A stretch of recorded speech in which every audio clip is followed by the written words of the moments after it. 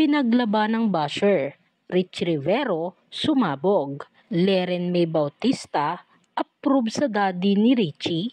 Niresbakan ng basketball player na si Richie Rivero sa mga netizens na pinuna ang pagbabandera niya sa rumored girlfriend na si Leren Bautista. Sa Instagram at X na dating Twitter, matapang na sinagot ni Richie ang mga bashers nila ni Leren. Komento ng isang netizen sa ipinost ni Richie na photo kasama ang girlfriend sa basketball game ng UAAP. Kapal ng muka, flinex na. Sagot ni Richie, akala mo kung magsalita ka, alam mo yung story ha. Hahaha, bida-bida. Alamin nyo muna yung totoong nangyari. Hindi yung andami nyong sinasabi dahil toxic lang kayo. Payo niya pa sa isa pang hater. Hirit naman ng isa pang basher, maglaba ka na lang please.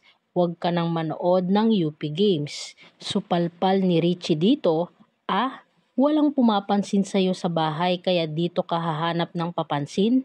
Lol, as bida-bida. Samantala, spotted na magkasama ang basketballistang si Richie Rivero at Los Baños Laguna Councilor at Binibining Pilipinas Globe 2019 na si Leren May Bautista nitong Miyerkules, October 18.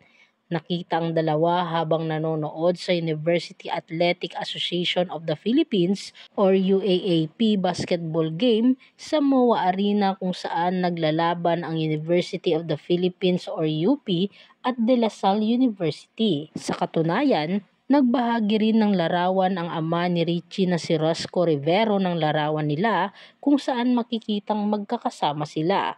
Tanging emojis lang na heart at praying hand emojis ang naging caption ng ama ng basketballista. Makikita namang nirepost ni Richie at Leren sa kanilang account ang post ng amang basketballista. Umani naman ng samot-saring komento mula sa mga netizens ang pagsasama ng dalawa lalo pat tila approve ang ama ng basketballista kung anuman ang namamagitan sa kanilang dalawa. Richie Rivero is a cheater. That's all it is, and that's all it's gonna be. The audacity of Richie Rivero mga ganyang pagmumuka, hindi dapat pinapakita on live television. Huy, eme. Mapagpatol na si Idol Laundry mas okay yan. Ipaglaban mo si Leren. Anong totoong kwento ang gusto mong ipaalam sa mga bashers mo? Sige nga, sabihin mo na. Akala mo kung sino kang mokong ka. Gago ka Richie. Ikaw nga tong nagloko kay Andrea Brillantes Loko. Wala ka pa sa kalingkingan nun.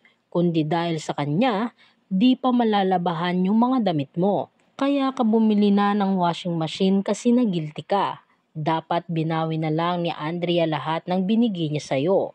Pati lahat ng ginastos niya sa'yo, bayaran mo kung talagang di ka guilty.